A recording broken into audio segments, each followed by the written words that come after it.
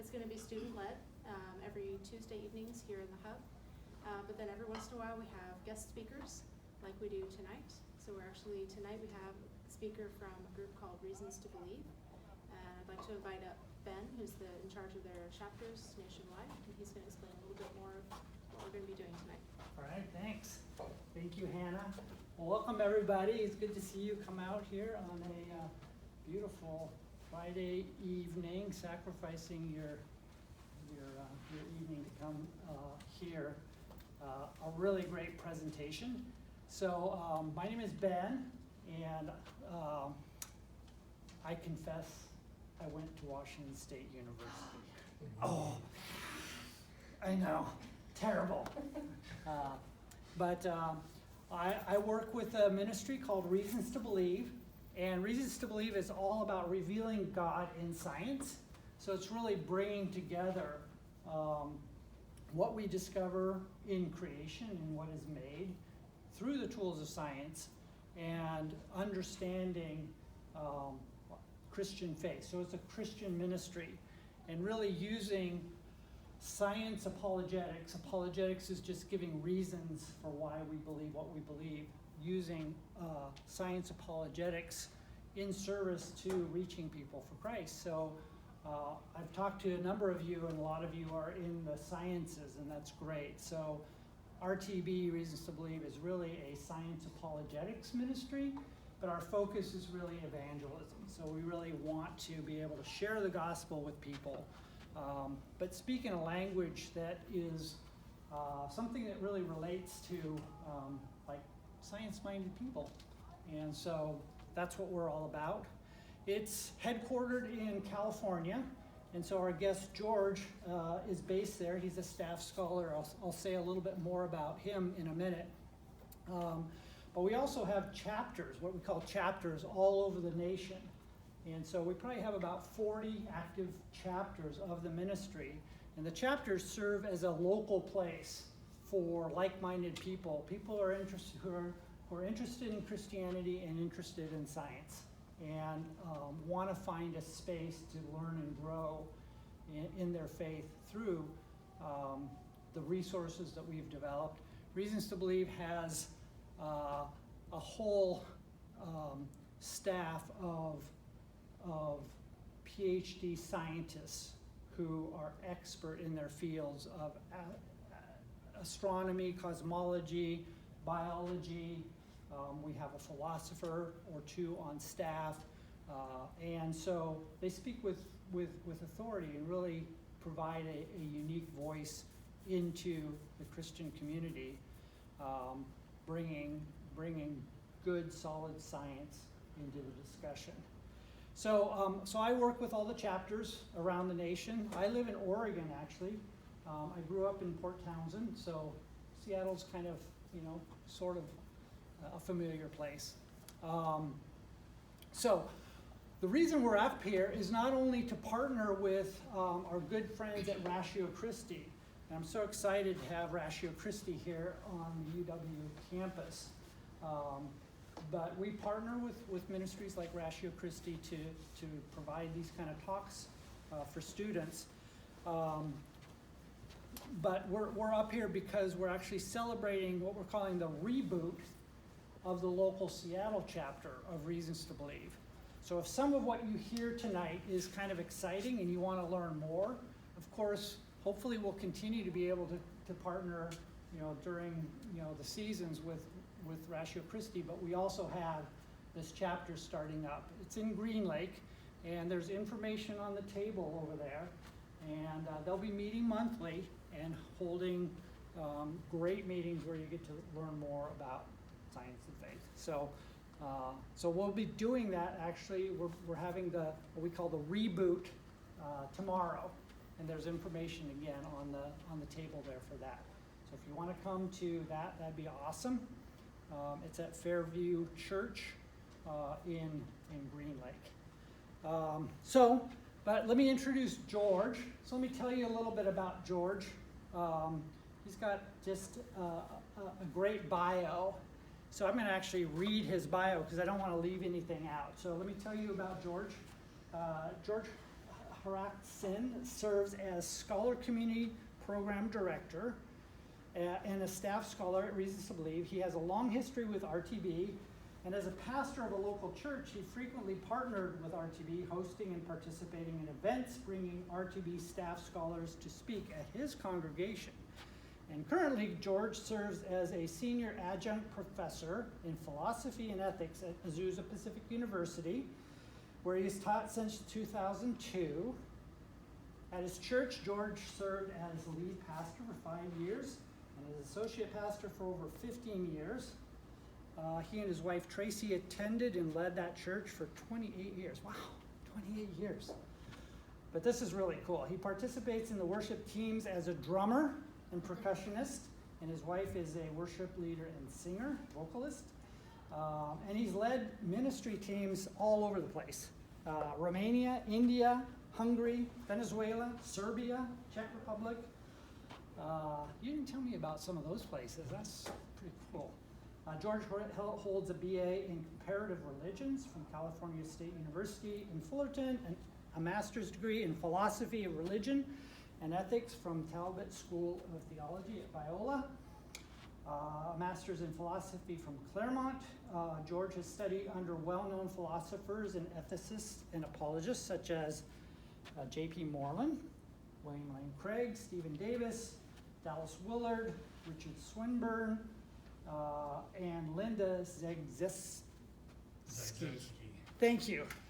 I should have read that name first. That stumbled me. His areas of academic interest include philosophy of religion, philosophy of mind, Miss Neuroscientist to be, philosophy of science, metaethics, ethical systems of reasoning, normative ethics, applied ethics, and philosophical and cultural apologetics. And finally, George has been married to his wife Tracy for 31 years. Congratulations. They have 2 adult sons. One who works in cybersecurity. That sounds scary. Wow. What's it like to have a son who's an expert in cybersecurity for Jet Propulsion Labs? And the other is an IT professional for a secret financial institution, unnamed. So anyway, George, welcome. Come on up and share with us.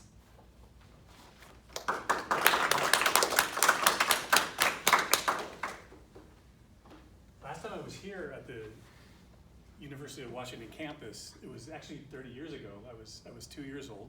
And, I remember it very vividly, visiting some friends, came on the campus to see a fairly well-known philosopher that you had here. I don't know if he's retired yet. His name is Lawrence Bonjour.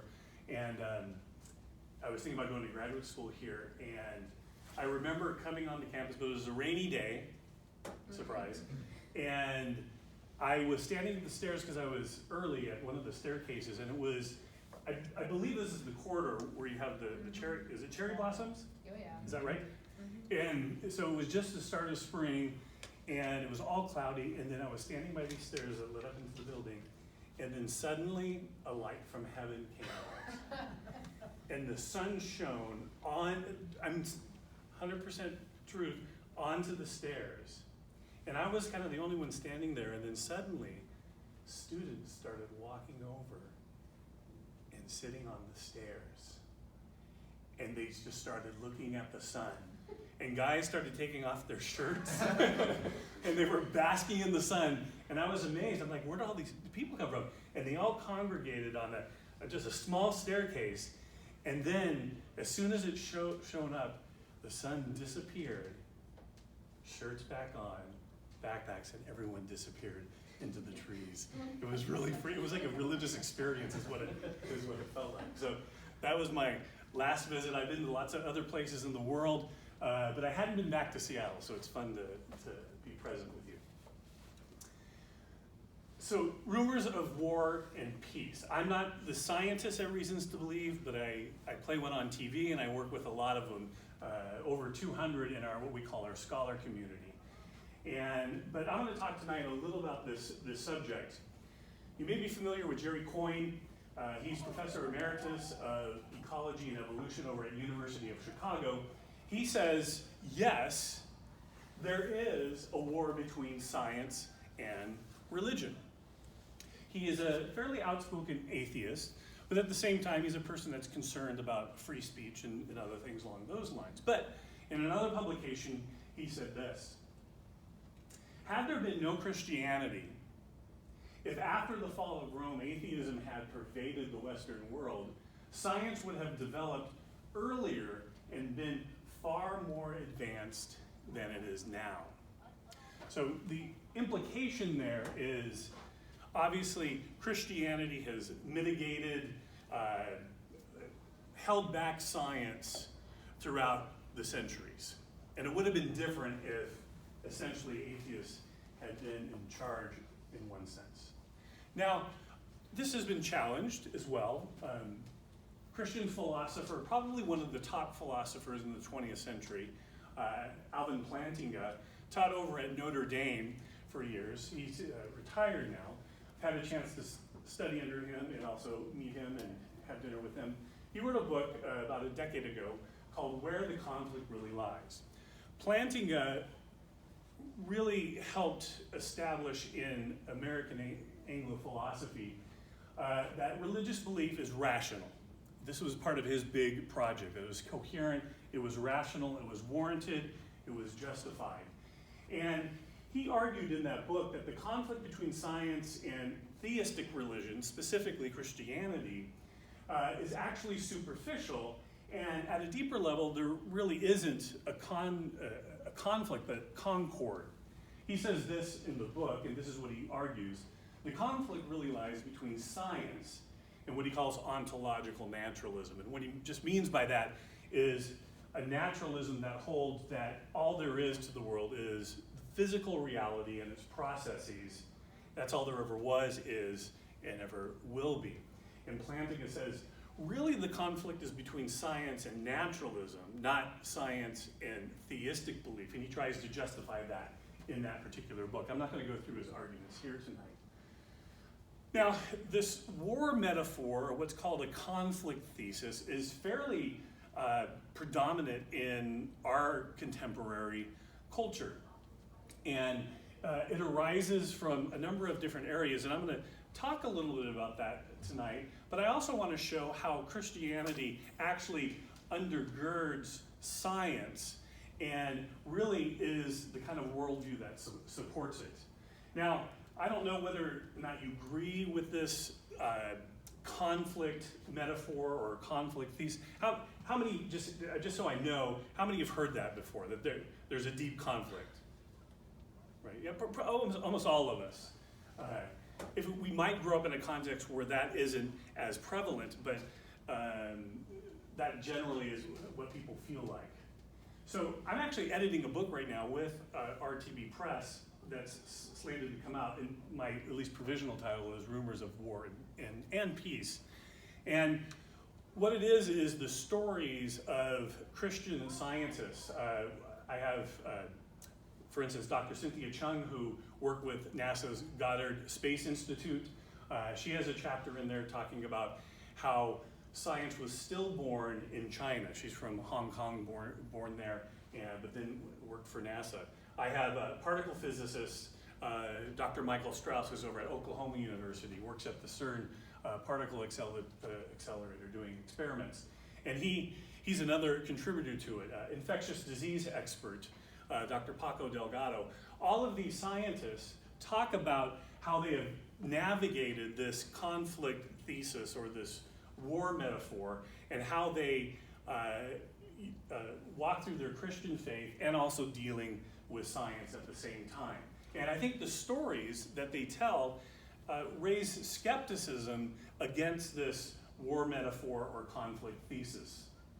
So my argument is that war is over, if you remember the famous John Lennon Yoko Ono song from their Christmas song, but only if you want it to be, right? Only if you want it to be. Ben mentioned that I was a pastor. There was an interesting Pew study in 2014 that said that 73% of adults who seldom or never attend religious services say science and religion are often in conflict.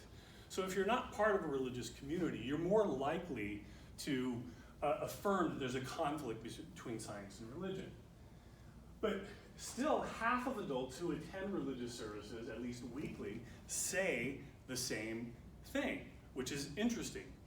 Now this really, raised my eyebrows as Ben was talking about. There's still a perception that there is conflict. Whether we think there really is or not, that perception is widespread, and there's some reasons for that. In my professional life, right now, as Ben talked about, I work for Reasons to Believe. I'm also a professor at Azusa Pacific University down in Southern California. But for over 20 years, I was a pastor of a church. And it really concerned me that so many adults saw that there was a conflict, or thought that there was a conflict between science and religion. This is one of the reasons that I had Reasons to Believe speakers come so often to our church, New Song, where I pastored for so many years. Oh, I also worked for Disneyland too, so there's some fun stories there of all the celebrities. That Michael Jackson he came through.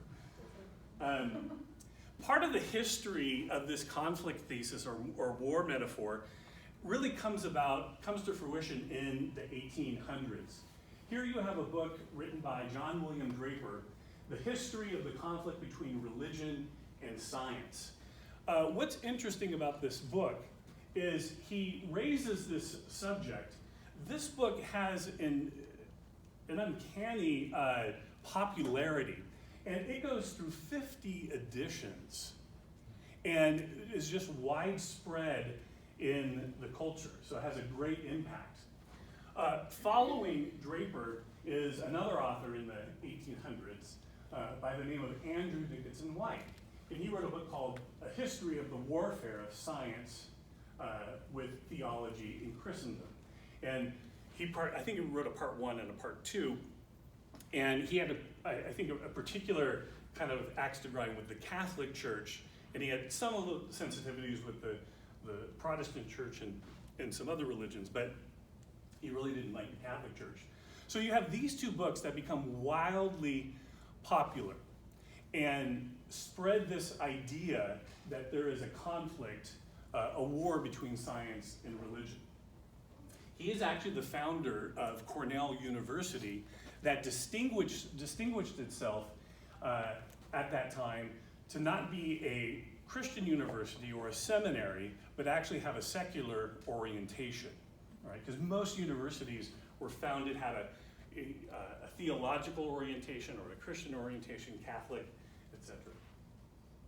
So historian Timothy Larson says this, that Draper and White were not simply describing an ongoing war between theology and science, but rather recent scholarship has continued to show that they were endeavoring to induce people to imagine that there was. So there actually at that time, most scientists a lot of them were clergy, actually. People who had time, and you might not think of it this way, but leisure time to actually practice certain types of science. And the term scientist didn't get coined until around that particular time. And so they weren't actually describing a war that was going on or a conflict, but rather they were really inventing one to some degree. Now that doesn't mean that there weren't particular conflicts in that happened, but rather this wasn't a widespread issue. So they kind of invoked this story that the church opposed several new scientific breakthroughs, okay? And in a particular article in the book, The Comprehensive Guide to Science and Faith, RTB has a number of authors who have chapters in this book. Michael Keyes, who is partly a science historian, teaches astronomy, he talks about 5 myths that get sort of perpetrated, especially after the 1800s and the writing of those couple of books. Here they are. I'm not going to go deeply into them, but just make you aware of them if you want to read the article. It's a good one. It's not that long. He's written a whole book on the subject, but you can look at Michael Keyes' chapter. But I find the different myths interesting because I had engaged them as well to some degree. The first myth is what's called the dark myth. And this is after Christianity becomes, especially after Constantine and that, This myth says that there was 1,000 years of essentially the dark ages that happened, and you saw that in Jerry Coyne's comment that if atheism or some other worldview would have been present, science wouldn't have been mitigated or held back at that time. When you really look into this period, it really isn't the dark ages. You almost could call it the brilliant ages.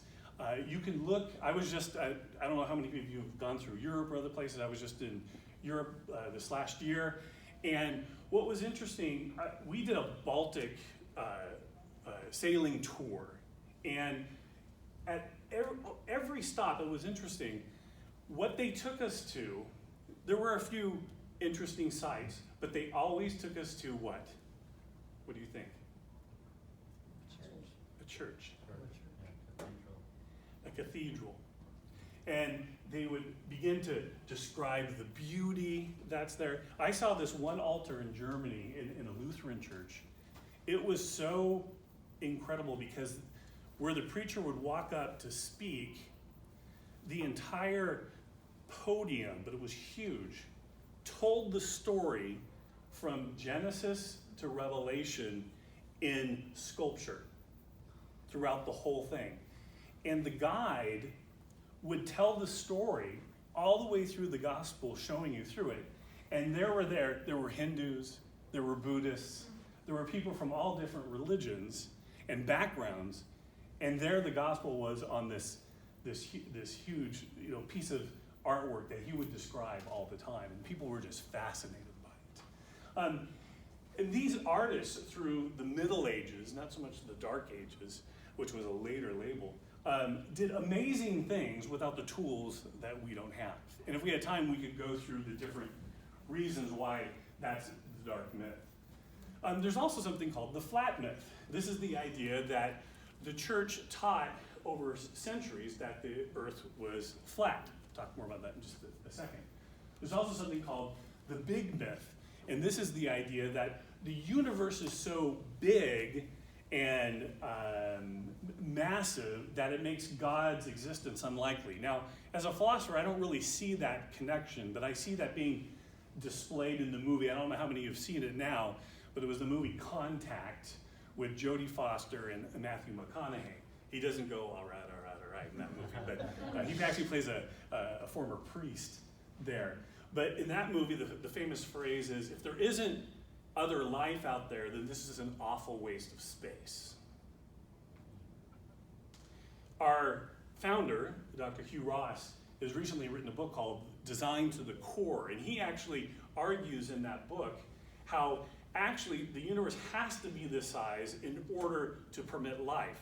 It has to have the kinds and the amount of galaxies and black holes that we do have in order to permit life. It's a really, really interesting book. I just went through a book study with him on it, and it was fascinating from my perspective. So that's the big myth.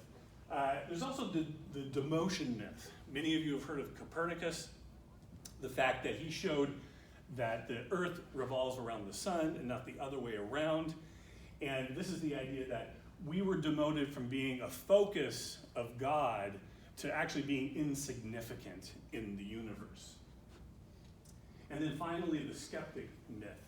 This is the idea that that science really wasn't founded upon a theistic or even a Christian foundation, but rather science was really founded by skeptics and those who were non-religious. So Michael argues against each of these in his particular chapter. Obviously, I don't have time to go through that now, but it's very interesting, the evidence that he brings about. And it's just not him. There's other authors and scholarship that you can look at to talk about this.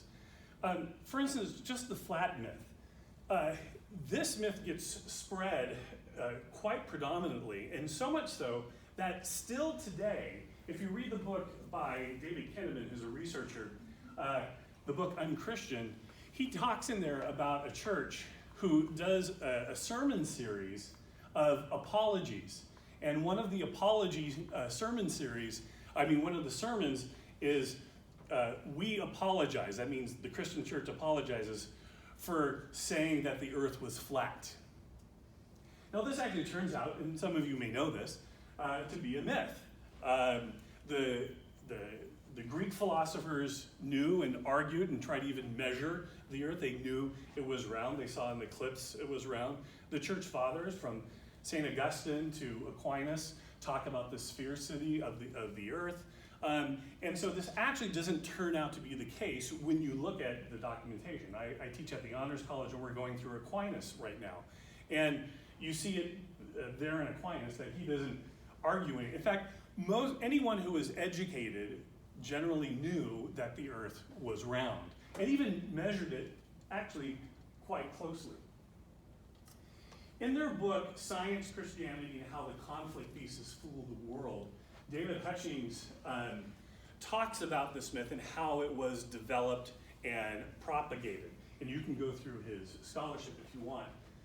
But they say in that book that the myths that still circulate today, and many still that we must pick a side, that is between God and science.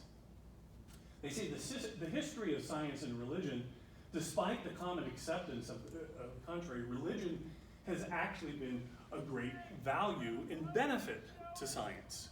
And that's actually what I'm going to try to show you in the final moments of tonight's talk. They conclude that rumors of a centuries-old war between God and science, it turns out, have been greatly exaggerated. Or to repeat once again, war is over, but only if you want it to be.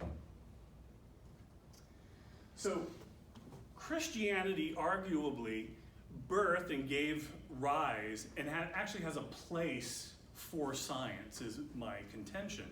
And probably many of you think that is true too, but the broader culture doesn't actually think that. But can the scientifically inclined still hold a place for spirituality, religion, and Christianity? It's actually really hard for non-theistic, agnostic, and even atheistic scientists, and even just the common human person, to dismiss what I would call the sacred or inspiring experiences, or what Rudolf Otto, who was a religion researcher, called numinous experience. So this is the experience of awe and sort of holy otherness. Very, very inspiring. How many have been to the Grand Canyon? Let's see, we have only about 30% of us, okay. I've been to the Grand Canyon a number of times, and it's fun the first time you see it, you think it's a painting there. You literally think that I'm looking at a painting. Is that true? Did you have the same experience? Yeah. It's funny, we interpret reality like, oh, that's like a painting. That's like a movie. We don't picture reality, right? What was the feelings that you got? I'm just curious. Do you remember? It was just, it was actually really cold, which is the first thing I noticed. But no, it was beautiful, but it just, I can understand it was really close to me, but the far side just looked, that's a painting. It just, yeah. It's almost like you were in a VR, setting or that. So it is quite awe-inspiring. I remember being there one time, and it's fun to watch people walk up to it or see it for the first time, and you just see them go. And one time I was standing on, you can stand on the edge, right? And you're this huge chasm, and a woman walked up, and she goes, I could see, you could see her side of my face there, and she's like, and she just started talking. She goes, I'm a geologist, and that's amazing. And she was like, I don't know if you remember Sam in The Lord of the Rings when he goes into the mines of Moria, and he goes, and they look down the hall with all the pillars, and he goes, well, that's an eye-opener, isn't it? And this is the feeling that you get. At least when I was there, never someone comes up to the edge of the Grand Canyon and goes, I am awesome. I am massive. I am huge. No, they feel like I am in awe. This thing can swallow me. The Grand Canyon has been here before me, during my life, and it's gonna outlive me, right? You're in awe of it. It's an inspiring experience. It's awe-filled. It's bigger than you, can swallow you. Now, there's always some person who's going to do this, who's going to come in and say, I'm king or queen of the world, or something along those lines, right? That's always the case. But we're really, really small when you really think about it. A recent book that came out by Alan Lighton. He is a non-theist, he's an atheist. But he talks about spirituality in the age of science, and he talks about the transcendent brain. Now, as a philosopher, someone who studied philosophy of mind, I think that we are more than our brain and body. I would argue that we have a deep unity of soul and body, and that the mind is different than the brain. But he argues that we're just a physical being, but he has trouble shaking off this idea of this numinous experience, this awe, and he wants to actually label it as a spiritual experience. So he actually has space or room for the spiritual. Now, he's not going to define it the same way as a theist or a Christian might, but he calls himself a spiritual materialist. A spiritual materialist. And in the opening of the book, he tells a story. And it's a story about him standing on his deck. And does anyone know what that is? An osprey? Yeah, osprey, you know. Ospreys have these talons that can really harm you. I mean, they're very, very dangerous. And he was on his deck, and two osprey begin to fly, and they fly right at him. And he's inside, he says he's pretty much shaking, but he's frozen, he can't move.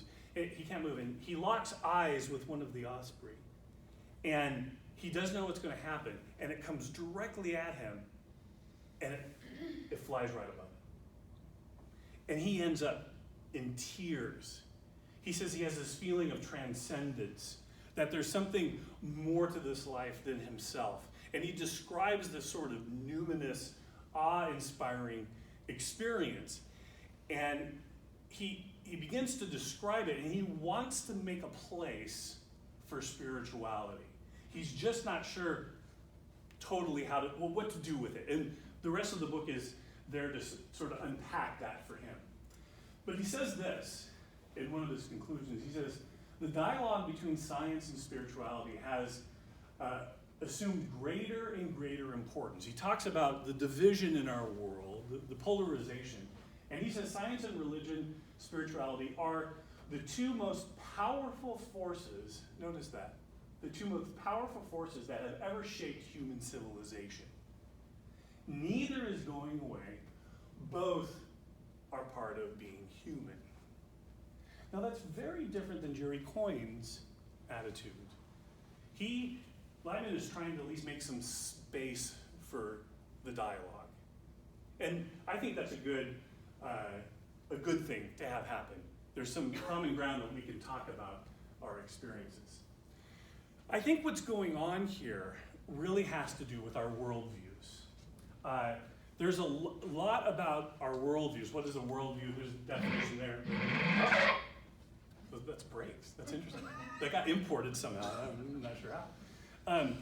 Your worldview sort of is your conceptual scheme. It includes your presuppositions, your beliefs about the world, your feelings, your actions, all those sorts of things. And all of us come with some, what are called, there's data beliefs that we get just by experiencing something. It's cool in the room, or I think it's warm. But there also are what's called control beliefs. Those are our beliefs that shape how we actually approach the world. If you think there are ghosts, well, you might go to the Queen Mary, spend the night, and see if you engage or see any. If you don't think there are ghosts, well, you might not go during Halloween and go to explore that. We all have a precept, but that's just part of being human, right? I think that the Christian faith, the Christian worldview, undergirds science by its recognition of these truths. Now, you think I should have 10 because it would be a top 10 list then, but I only have 9, so you have to deal with that. And I'll walk through these briefly. But actually, I think this provides a foundation not only to birth science, but actually to continue, help support science and its ongoing development. Okay? Now just try these on for size. I'll do this in a class where I have skeptics and non-Christians as well, and see if these resonate with you or if you'd like to challenge any of them. Let me just walk through some of them here. On the Christian worldview, the physical universe is it's a distinct object that is part of reality, but it's not a deity in and of itself. Now, what do I mean by this? Because the world is not divine, and therefore not a proper object of worship, it can be an object of rational study. I took a comparative religion degree. In other religions, you cannot sort of mess with or toy with the world because you would be engaging certain spirits or deities, and you don't want to make them angry. You want to make sure that they give you good crops, things of this nature. You don't want to disturb spirits sometimes. Others, like some of the Greeks and the Romans, just thought that the world was a messy, dirty place. I mean, those of us who are getting a little bit older, you have to take care of your bodies in different ways, and when I was younger, it wasn't as much of a worry. But someone like Plato thought it would be good, and Socrates especially, if we escaped this body, it's almost like a prison, and that we had our souls just engaged with a heavenly world, essentially. If you look in Genesis 1, it says in verse 16, God made two great lights, the greater light to rule over the day and the lesser light to rule over the night. He made also the stars. Now you will notice that the sun and moon here are things and they're not named. So commentators have noted that in contrast to the other religions of the time, that if God would have named the sun and the moon, then they would have been thought as other deities or spirits. But rather, these are things that can be engaged with, studied. They're for our benefit. You look at something like 1 Kings and you engage with the person of Solomon. Solomon is considered what? The wisest person, maybe next to Jesus, one of the wisest persons who ever lived. It says there that his fame spread to all the surrounding nations. Now this is really interesting. It says this, that he spoke 3,000 proverbs. That's philosophy, it's wisdom. And I always like this one. His songs numbered 1,005. And I love that it says, and 5. Every time I read that verse, I'm like, how did those 5, as a musician, I'm like, how did those 5 songs get in there? They must have been really good songs. I watch a guy on YouTube called Rick Beato, and he has a series of, what makes this song great? And I want to know what makes those songs great. It goes on to say this. He spoke about plant life from the cedar of Lebanon to the hyssop that grows out of the walls. He also spoke about animals and birds, reptiles and fish. He was a proto-scientist. We will see hundreds of years later, Aristotle does something very similar. He goes out and empirically explores the world. And here you have, in the 900s or so prior to Christ, you have Solomon investigating the world, looking at hierarchies, how they differ, all these sorts of things. So this is, the creation is part of something we can study. Secondly, the laws of nature exhibit order, patterns of regularity. Now it is true that some of the Greek philosophers, some of the pre-Socratics also discover this, but it's interesting that Greek philosophy, after Aristotle, moves into a time of deep skepticism. It doesn't have a body of knowledge or even revelation to guide them to show that we don't have to be completely skeptical about the world, but it can be an object of study. There's patterns of regularity. Let me show you, if we continue on with that very verse, in verse 17, God placed the lights in the expanse of the sky to shine on the earth, to preside over the day and the night, and to separate the light from the darkness. You continue on in Genesis chapter 8. While the earth continues to exist, planting time and harvest, cold and heat, summer and winter, and day and night will not cease. What do you see there? Patterns, regularity, something you can count on. The sun will always come out tomorrow. Now, it's not a logical certainty, but it is an inductive certainty, or you could say an inductive guarantee, if you know the difference there. So number 3, the laws of nature are uniform throughout the physical universe. This was different than other religions because God is not a capricious God. He's created the world with order. One of my colleagues, a visiting scholar at Reasons to Believe, Dr. John Bloom puts it this way. He said, the world is not a casino filled with capricious spirits and various physical manifestations. Now, I gotta call John and ask him why he used the idea of a casino. I'm not too sure. I'm not too sure if John has 2 PhDs. One is in physics, the other in ancient Near Eastern studies. And I'm not sure he's hung out in a casino very, very often, but I gotta find that out. The world was created by a single God who established it via fixed, regular laws. This is very distinct from other religions at the time. Number 4, the physical universe is intelligible. This wasn't always assumed. We assume this today, but this just wasn't the view on other religions and other philosophies. The world can be an illusion, our senses could deceive us, or the world just simply isn't worth our time and investigation. Some who contemplated mathematics, which supports the activities of science, were fascinated by the logical connections of mathematics, but that didn't necessarily apply to the physical universe. In fact, most people didn't think that it did. One needs a reason and a motivation to get out there and study. Why do it? Now, I'd be interested in your opinions on this, but I think today a lot of people enter science because it's pragmatically important to them. Technology does great things in our lives. It's great that I can do pictures like this. I'm not an artist in that. Deeply connected to the world and friends and family and that. And it can be fairly lucrative. I mean, you live here next to Microsoft, right? I have friends that work there. It can be very beneficial to a number of people. Initially for scientists or even proto-scientists, there was a different motivation to study the universe or the created order. And this is where, in Christian theology, the 2 books metaphor really comes into play. That God has revealed himself in 2 books, the book of Scripture, but also the book of nature. And both can be read, both are intelligible.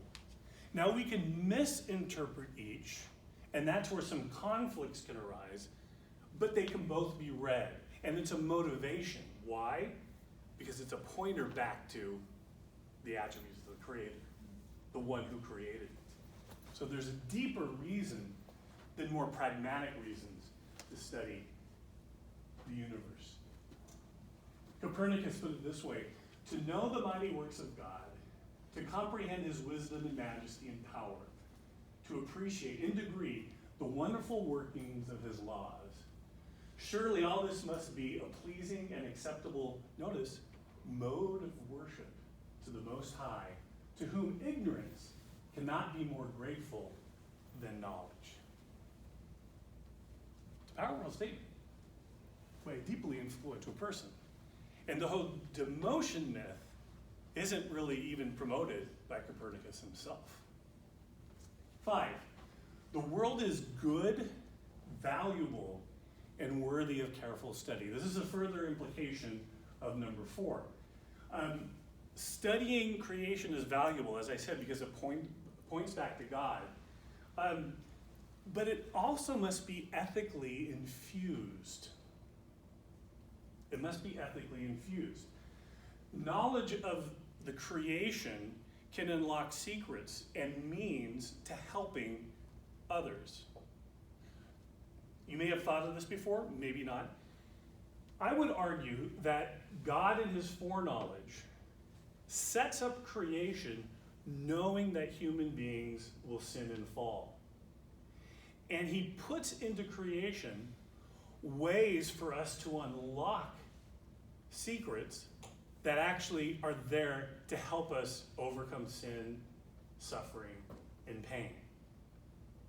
So God actually set up the world in such a way where we would partner with him to overcome what we did to ourselves. Our bodies have means of healing itself. But beyond that, we can partner with God to actually help one another. Number 6, human beings possess the ability to discover the universe's intelligibility. Say that 5 times fast. This is an interesting aspect. Being made in the image of God results in the capacities to apprehend his work. In other words, God actually supplies us with a range of capacities, senses, to connect to the physical world, to use our rationality to understand the world. I was telling her a joke. I have my dog Stella. She's a big Saint Bernard. She just passed away a year or so ago. 130 pounds. You know, I would walk home, Stella would perk up. She'd run over to me, and make me so happy, you know, because my kids were older and they didn't care if I was home, right?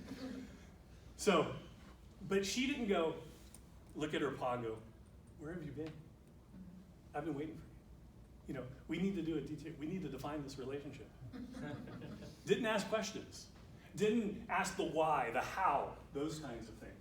Now, we're actually finding, or rediscovering how just the capacities of animals and how amazing some of their cognition actually is. But ours far surpasses that.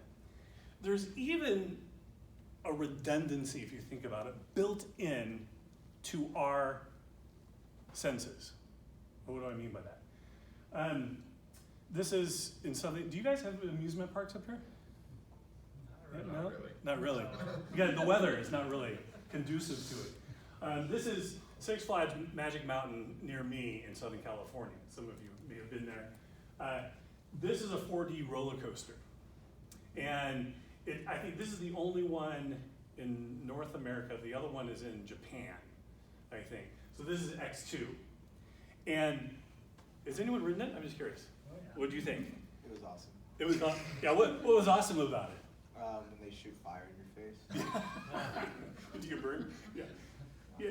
When you're going up the ramp, you're on your back. And then as you come down, straight down here, the carriage flips so that you are facing flat down and it looks like it's going to slam you into the pavement right below. And then it twists you again, the cart moves, and then it whips you around. An amazing feeling.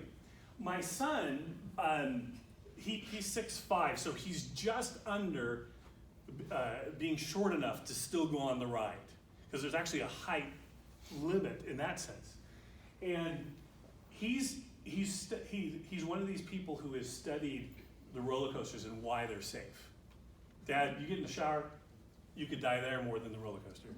Dad will get in the car, you can die here more than the roller coaster. In fact, he was taking me to the airport yesterday, pulling out of our house. And it is a terrible accident by our house. And he goes, Dad, see? You could, right side around, you could die. Not on X2. Right? Why? The redundancies put into it. You look at the wheels around the bar, there's 3 sets of redundancies in there. The amount of safety redundancies on the harnesses, it never, even if a couple fail, there's still 3 and 4 redundancies built in. Now here's what I think is amazing. Our senses are built in such a way, not just to connect with the world, but it actually it has a set of redundancies to it. I remember walking up, this is what philosophers do. You got to pardon me. I walked up to my refrigerator. Does anyone have a refrigerator where you can get water out of it? Yeah, right. So I walk up, go to get water, and I look to my left, and it clicked with me. I can see the water being filled up, but if I look this way, what else can I do? You can hear the change in the pitch. I can feel, in most cases, the changing temperature was hot water or cold water. In some cases, you can smell things. Other times, taste will play a part in it. Taste and smell really go together. All of you chefs out there, right? We actually have built-in redundancies.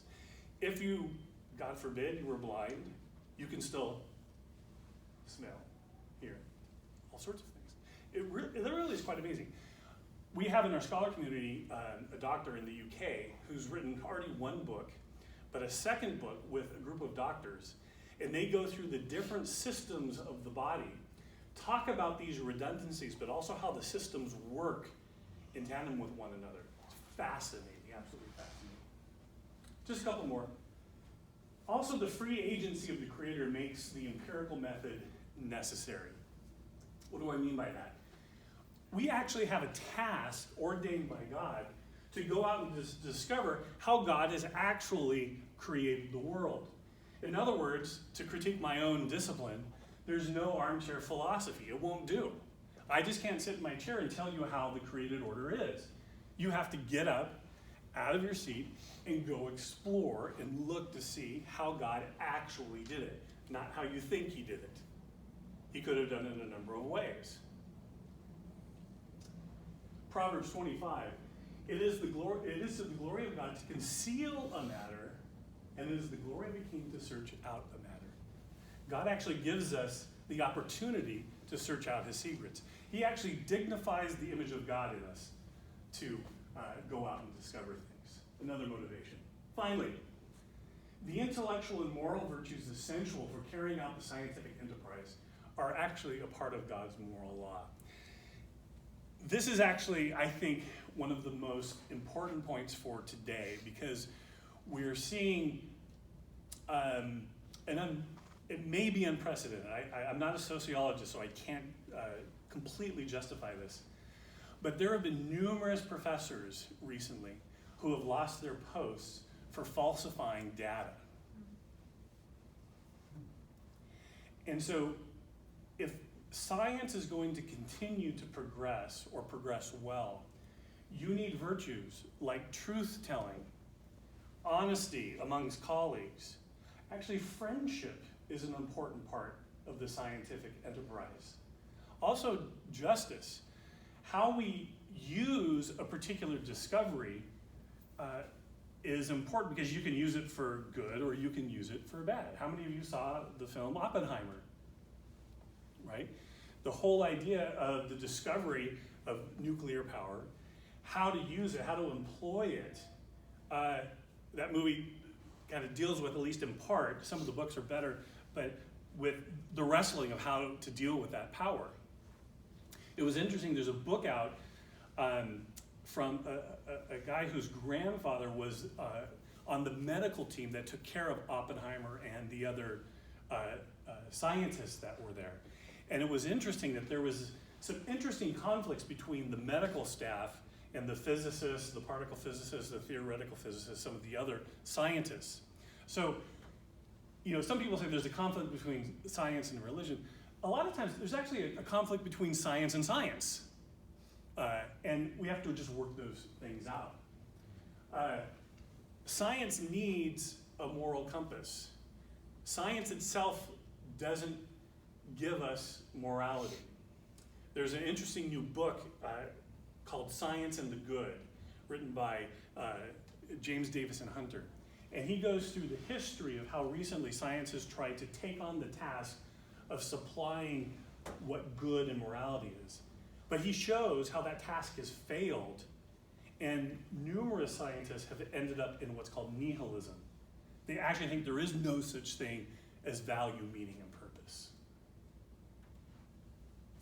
Again, my fellow visiting scholar says, Christianity fostered early science by providing the right lens to view nature. It's impersonal, it follows regular laws, good things come from its study. It can be also misused, that's why you need the moral compass. And progress is possible. Now, you might think, well, you're just citing another Christian who is justifying this claim. This Joe Rogan on the left, the most popular podcaster, arguably, that's out there. Next to him is Dr. Brian Keating. He's an astrophysicist down in San Diego. And Keating he calls himself a practicing agnostic.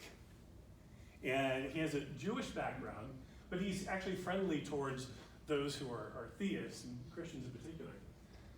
Keating said this on the show. He offers for consideration that religious faith prepared the way, this is an agnostic, prepared the way for modern science by teaching the intelligibility and order of nature, and that what really got Galileo in trouble was challenging not the Bible, but Aristotle, which turns out to be true, who had in fact but not literally been embraced as a saint by the church and other authorities. To quote Kepler, who was around the same time as Copernicus, "I had the intention of becoming a theologian," he said. "For a long time I was restless, but now I see how God is, by my endeavors, also glorified in astronomy." And we could talk about the other sciences as well. War is over, but only if you want it. All right, that's what I have for you tonight.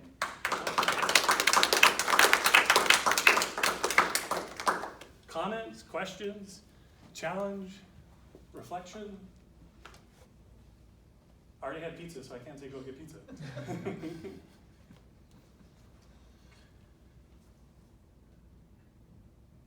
George, I have a question.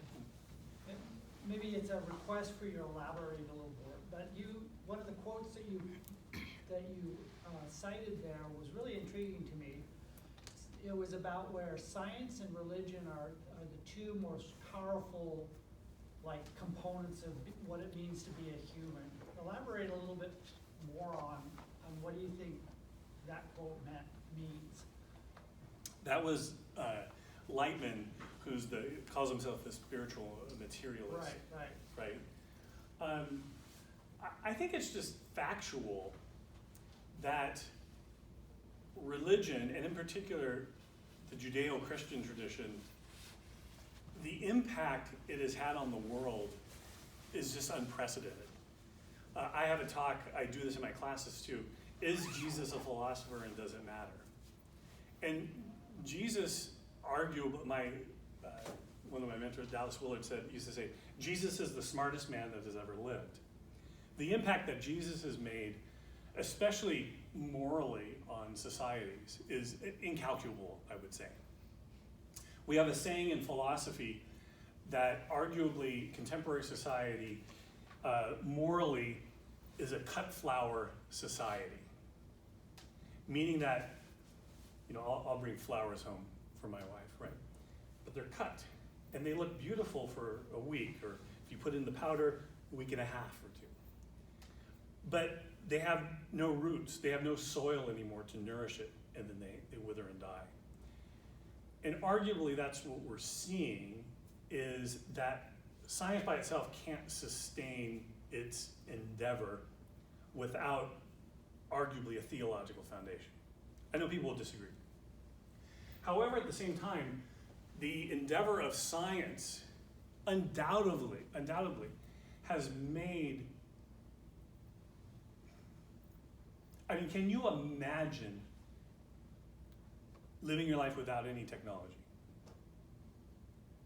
You literally can't imagine it. What was it I think it was during the lockdowns, Netflix went down, and people had to seek counseling, because they were so anxiety filled in that.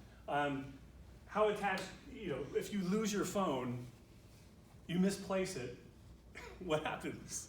Life stops. Life stops. About a little over 10 years or so ago, I slipped in my house. I'm a drummer. I slipped in my house, and I fell on my arm, and I snapped it. It was terrible. Worst pain I've ever felt in my life. I went into the doctor, and I thought I was done. Drumming, all sorts of things.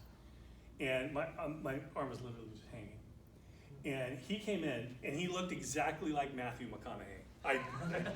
My wife's eyes beamed, and I was honestly a little jealous. He's like, all right. And he looked at me, he goes, dude, he was a surfer. He actually was.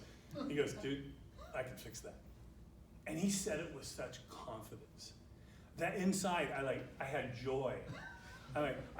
There's light, and I can show you my scar. Take off my jacket. He fixed it. I probably had about 92%. I play drums. I'm in the band. What science has accomplished is, I think, I would argue that obviously it's a gift from God, and it comes from the talents that He has given us. Right? Not everyone would agree, but it's unparalleled in what has happened. Just in the last 25 years, what we've been able to do through economics, micro farming, these types of things, has literally changed poverty in the world. It's not that there's not bad poverty, there is, but if you look at the numbers, it's been wiped out quite a bit. So I think those two endeavors, the Judeo-Christian tradition, and we could talk about others contributed to it, and science. I think they're just unparalleled about things that have impacted society. That would be mine. Does that make sense? Or? Yeah, Bradley? One of your points of the undergraduate science was with respect to the uniformity of the laws of nature throughout the universe. Mm-hmm. And I was just interested because I've been investigating different theories of creation and stuff. Mm-hmm. I'm undecided on the issue. But I know there's some young Earth creationists who would use a difference of the laws of nature in the early universe to explain distant starlight.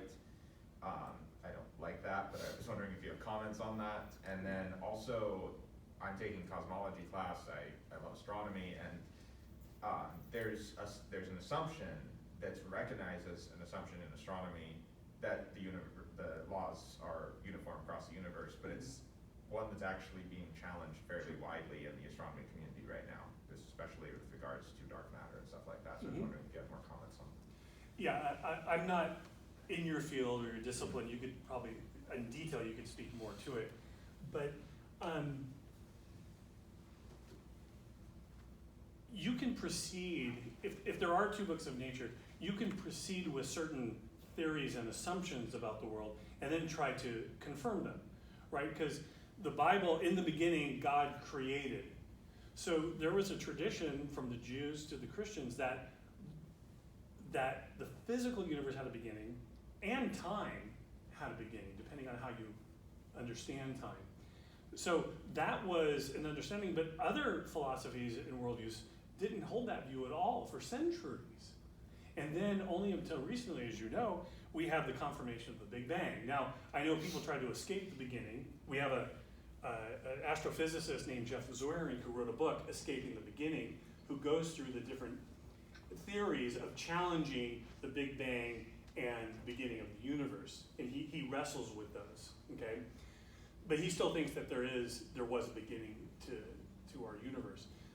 Regarding the uniformity of the laws of nature, I would kind of say, as a Christian, well, let's explore and find out. Part of how science progresses as people, and even philosophy too, is you raise questions and you challenge theories and you push on them to see how well they stand up, right? And sometimes today we emphasize that maybe a bit too much, because at least in my field, unless you can bring a new question to the table and challenge an issue, you don't advance much. Whereas in the old days, you had to build upon exactly what other people said, right? You look at Aquinas, and one of the things he does is he raises a question, then he appeals to an authority of the past, right? And then he answers objections, and then he gives his answer. So I think we have a tradition to say, okay, raise the challenge, let's see what happens. Where it's going to end up, I don't know, right? Let's say it came back and they said, science has said, no, we think there's a part of the universe that doesn't conform to the laws of nature. I go, interesting. Let's see if that pans out. I'm not sure if it will, but let's keep exploring it, right? And even Coyne admits, he goes, look, we progress in science, but it is provisional to some degree. It can be overturned. So comments, I'd love to hear Yeah, response or thought. and I guess how I kind of think about it with regards to the cosmology thing is, for one, people will submit ideas that gravity works different in different parts of the universe, and that's why we think there's dark matter when there really isn't. It's just gravity working different. As somebody who loves particle physics, I think it's another particle we haven't discovered yet. But personally, I guess if that were the case, I guess I would kind of take the thinking that it's not that there are different laws in that part of the universe, it's that we're looking at two different aspects of some law that we don't fully understand. And so Yeah, it's that's really good. uniform, it's just we're looking at a sub part of it that looks different. Yeah, this is where philosophy can help scientists, because there's a difference between the ontology, the being, and our epistemology, how we know something, right? And so we can actually be looking at things phenomenologically from different perspectives, but it is the same thing. You know, I would do just a simple experiment with students. I can put a book on the table, and I could say, what does the book look like from your perspective? And they would say, orange, red, it has black words on it. I said, yeah, for mine it's blue, and you can obviously see that you can look at different perspectives. And truth is, it's relative in the sense of from the perspective, but if that person came over to here, they could theoretically see it was blue and different than that side. So I think you're right. I think your response is great. The problem is an epistemological problem. It could be a theoretical problem about the ontology of the universe, but in a lot of cases, there's an epistemological issue going on. So I like your response. You can continue in your degree. I mean, practically speaking, you know, there's this, hey, is there a debate between science and religion? Well, from that stat that you put up earlier, it sounds like more so that's being said by people that don't hold to a faith or religion. So how do you engage in a conversation in a respectful way while still presenting some sort of evidence or some sort of indication that, hey, there isn't that. And of course, I'm saying this as a colleague of yours, so I kind of have an idea of what I would answer, but I want to hear what you have to say. Well, I mean, you know me, so the first thing you do is you yell at someone. Exactly. I like to say, go Socrates on them. And I would rather say Jesus, but you ask questions. There's a book out called Questioning Evangelism, meaning that, you know, I want to first see what someone believes and why they believe it. And that's usually enough to get through a good spaghetti dinner. All right. For the next dinner, I would like to ask them, what do you think I believe, and why do you think I believe it? And there is where I find, if I listen first, was it James says you have 2 ears, 1 mouth. Be slow to speak, quick to listen, right? God gave us 2 ears for a reason and only 1 mouth. If I ask questions first and hear what they have to say, that's important. And as long as I do it with honesty and dignify them as a human being, that's really important. Because people can tell the difference. If you're just using it to get to your agenda, or you really don't care about them. And then if I can get them to say, well, what do you think I believe, let's say as a Christian, and why do you think I believe that? That's where I find usually the most substance. Now, me as a philosopher, when they say what they believe and why they believe it, I can ask a lot of good questions, and probably you guys can too. And so there's a good conversation that happens. But when it gets to, what do you think I believe and why do you think I believe it, if they're a non-Christian, that's where it gets interesting. Because usually they actually don't have a Christian view. They're espousing a different theology, a different view that's not even Christian. Or it's heretical. Yeah, on that topic, that actually reminds me of a question I have. A few of the points that you had in the slides about undergirding science, you talked about how the whole point of science isn't really to derive a utility from it, like practical tools for the real world, but the whole point, at least as the original scientists practiced it, was to understand God's world and basically worship Him through it.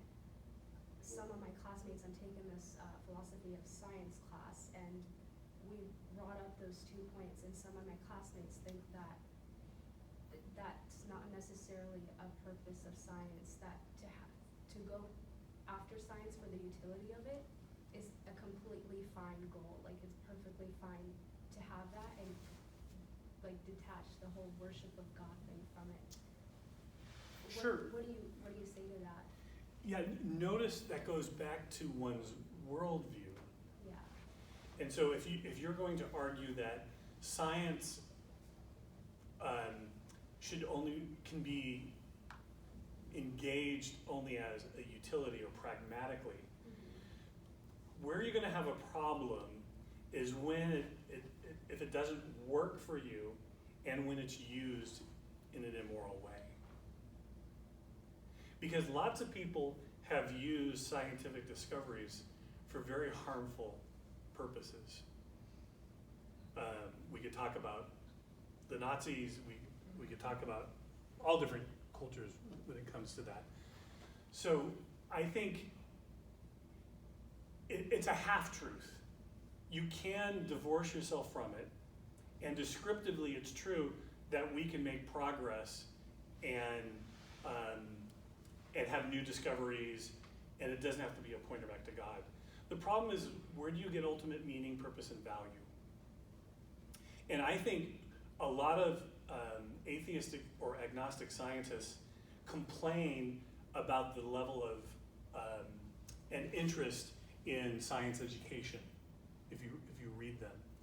And I think you're going to see arguably a generation that it's going to be very difficult it's going to be harder to recruit them.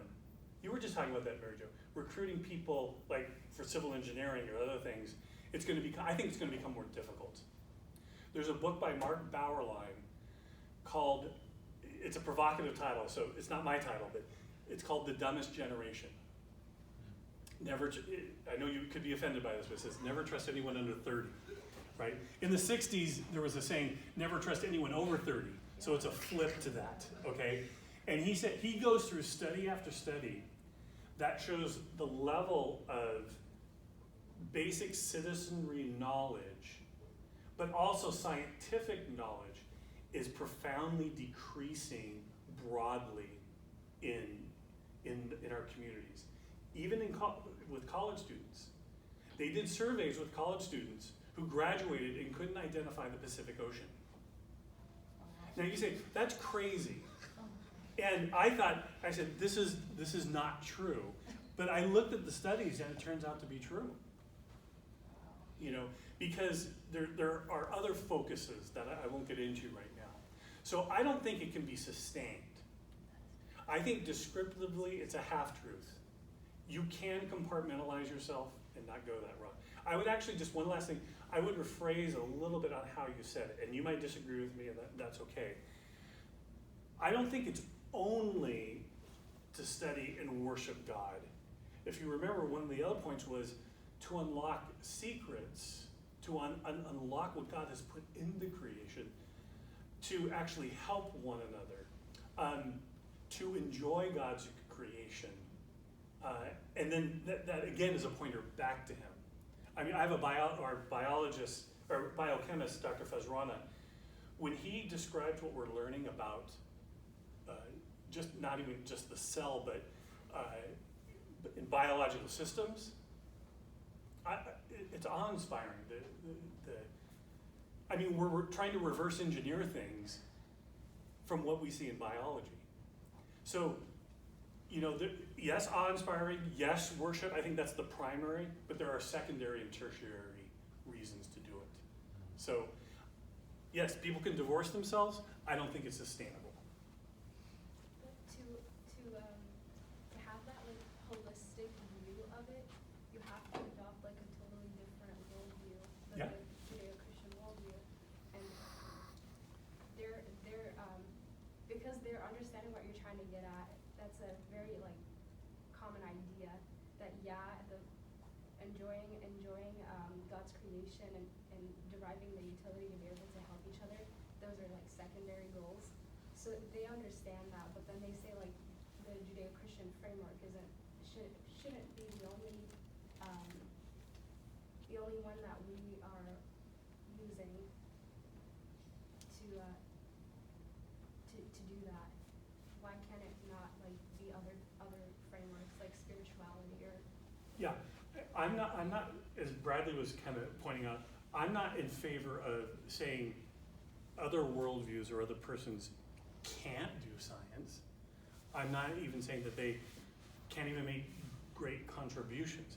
But I'm saying that the foundation, remember that cut flowers analogy, I think their motivation, the framework for doing even good or even better science, we're gonna find is gonna be lost. It's gonna fade, right? But that's a long-term perspective. St. Augustine was watching the fall of the Roman Empire, right? And he was writing his City of God. And he had a long-term perspective. He was watching his culture crumble, but he was saying, but there's a different city that we're after. So I think my charge would be to other scientists who are Christian, that we have to do a better job. We have to make other discoveries. We have to use our framework to discover things about the universe, maybe that others with their worldview won't discover. And I was in India, and there's a reason why science didn't get birthed in India. There's a reason why science didn't get birthed in China. There were certain advances, but it seems to always be stillborn. I would recommend Stanley Yaki's book, The Savior of Science, and he goes into some of these issues. But I share your sort of angst, if I'm describing it right, sort of angst about it, because it's like, well, they're going on and they're continuing on and they've just severed that whole part of it.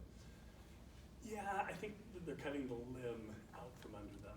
But, we're gonna have to wait and see. And is that responsive to your question, or do you feel like I'm missing the boat here? I think what I'm understanding you're saying is, they're making progress, but it's a baseless progress. They're lacking the foundation that will sustain them. Well, look what's going on in biotechnologies, the transhumanism movement, and that. You're going to see some CRISPR gene editing and that. You're going to see some serious ethical challenges. I mean, there already are, but even more ethical challenges that I think this is where the rubber meets the road. You're going to see, for those of us who say, no, there are some ethical boundaries here, we're not going to go that way. Others are going to say, no, we don't want that framework. We're going to pursue it, and there's going to be harm. The pieces are going to fall, but Christians are still called to pick up the pieces. Wow. And we can't, at the end of the day, it's kind of like parents. You can't always control your son or daughter, or even your friend, right? You have to let them, they have free will. And it could get ugly. It has in the past. I'm praying that it doesn't. Pray that we do our job. But those are some of my worries. Hey, can I jump in here real quick? Oh, yeah. I want you guys to keep doing Q&A, but I just want to make sure that before we all leave, and we're not ready to leave yet, that you guys get connected with Reasons to Believe. So I really appreciate you drawing out this supposed tension between science and faith, and that it's not maybe as true as the vibe around. And so how do we dispel that myth? It occurred to me when Joel asked his question, a lot of it is right here in this room. I've had a chance to talk to these young people, but one great way to do this is to go out there and be the best scientists and engineers you can be, and be Christians too. Bring your Christian worldview. I don't know if all of you are Christian, but bring your Christian worldview and pursue your science or engineering or whatever degree, philosophy degree, neuroscience degree. Do it with all your heart, mind, soul, and strength. And so a great way to build on that is to learn more about this, and especially where science intersects Christianity. So that's what Reasons to Believe is all about. And you're blessed that there is a chapter just a couple miles away in Green Lake, and it's a great place to get connected to like-minded people, to hear more from people like George, scholars like George, and the rest of the science team there.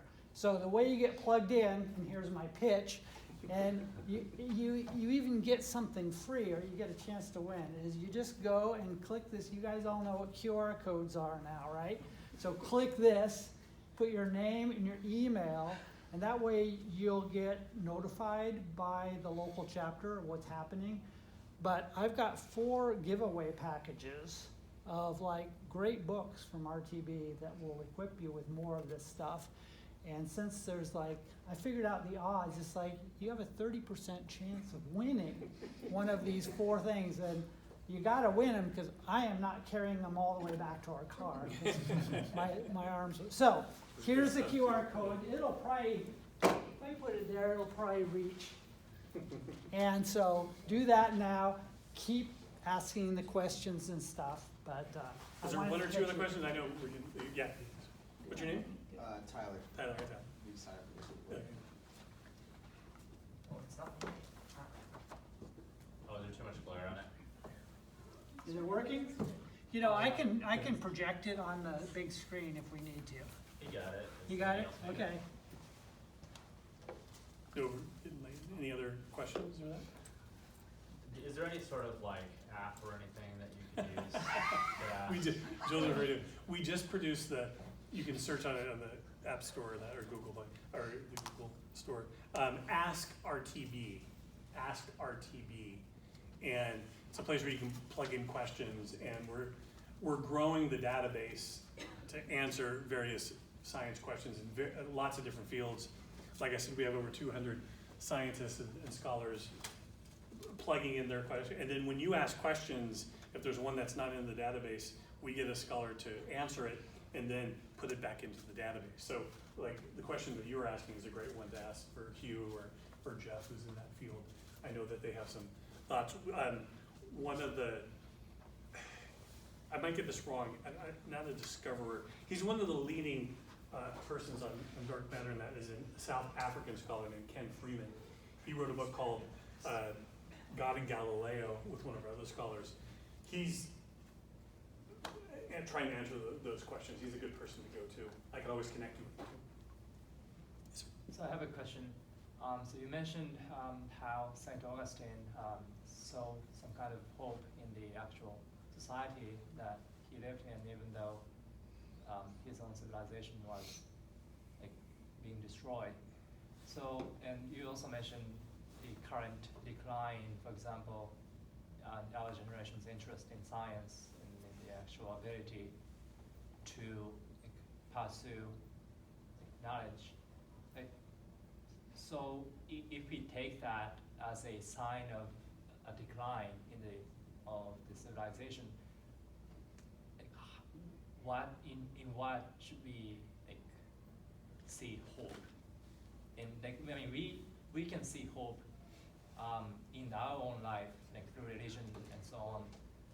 But when it comes to the actual society and how the history will be in the coming, for example, 1,000 years, something like that, where do you think the hope will come from? Great question, and come back if I'm not. Philosophers are great at hearing a question and then they go off and answer something else. So I make sure I'm responsive to your question. Notice that Augustine didn't, I would tweak that a little bit. He didn't have hope in the culture, it was in God, and how God can transform people, has the power to transform people, to therefore impact society. So his focus was not on the city of man, but the city of God, and that was where the transformation would come from. So when I was citing studies, it was mainly in the North American context. So where you have a growing bit of secularism, like you do in certain places in Europe. But that's not necessarily the case in other parts of the world. And you see Christianity flourishing in a number of places, including even in China, places in India, and in Latin America, and so you actually may see hope from these other places if the North American context can't turn some things around. There's been a lot of energy, economic power, and that has come from North America and Europe, but that's shifting, obviously. And I think part of that hope may come from Christians in other areas. I was in Hungary, and there's a big movement in Hungary of Christians there. I mean, it's still very secular, but not as secular as Western Europe, so-called Western Europe. You know, I was in Romania in '91 right after the wall fell. So, you know, I saw the effects of communism.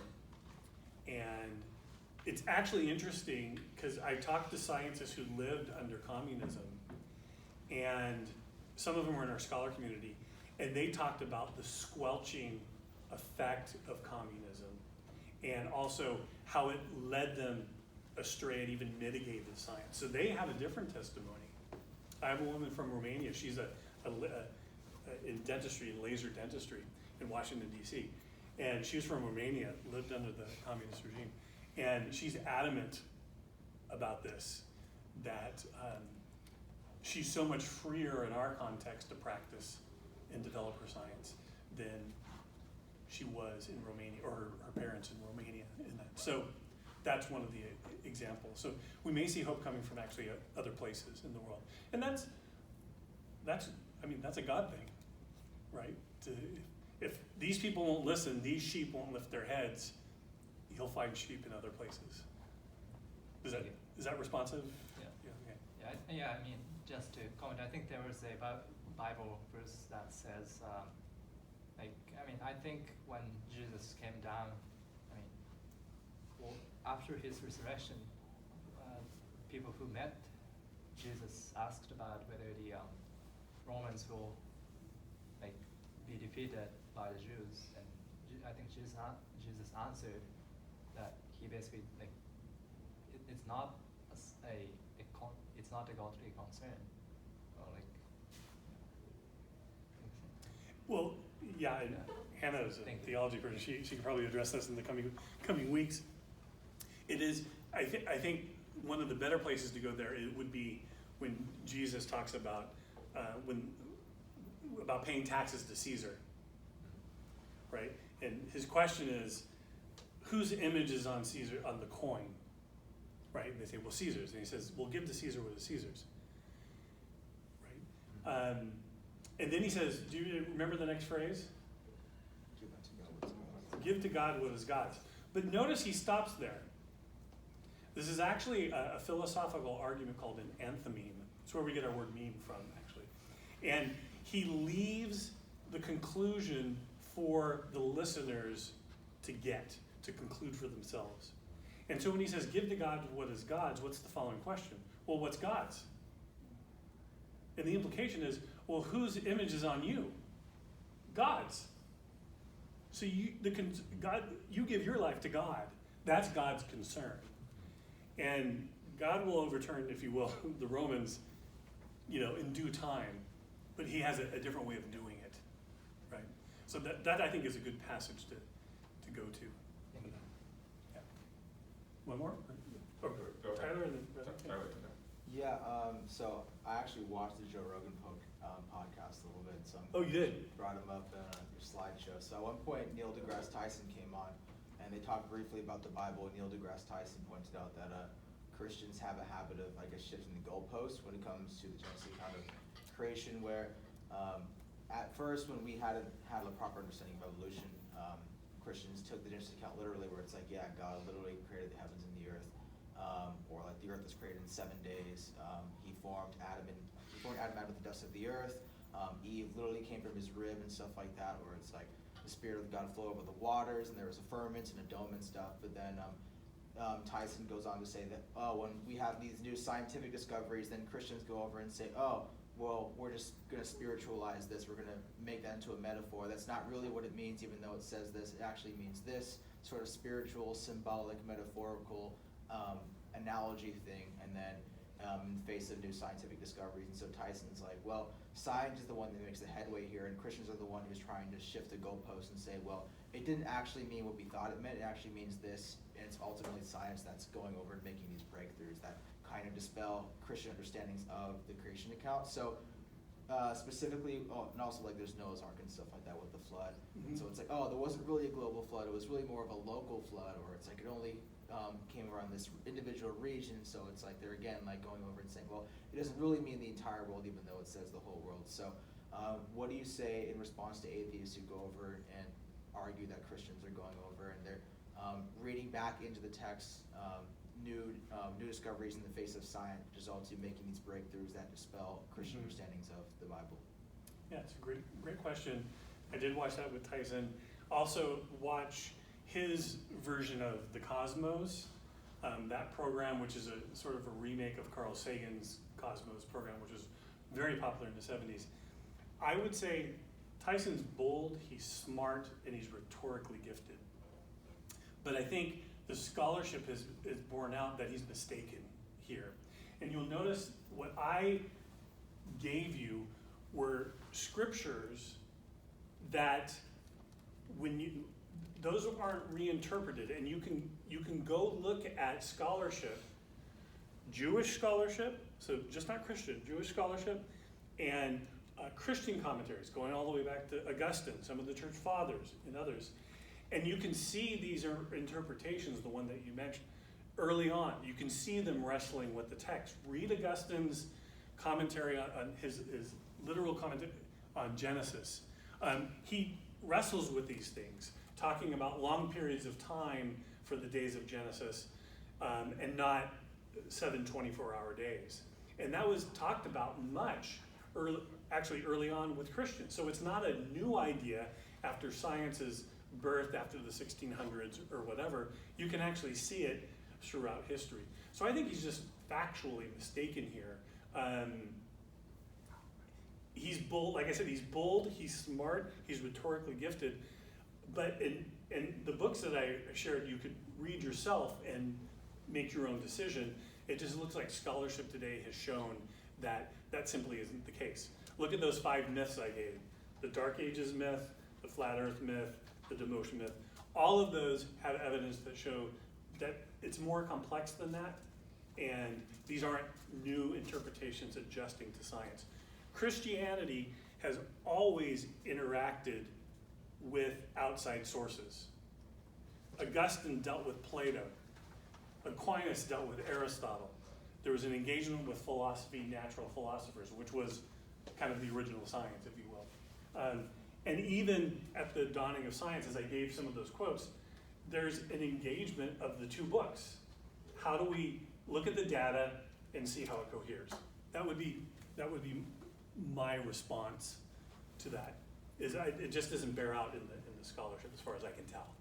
You know, I'm open to being wrong. We can look at the data, but that's what I would say. And I'm happy to share the PowerPoint with the group. I could send it to Hannah or that. The books that I mentioned are just a couple of a number of scholarship that's available today. Brad, you had one last. So I just wanted, I had a question, but you kind of answered it.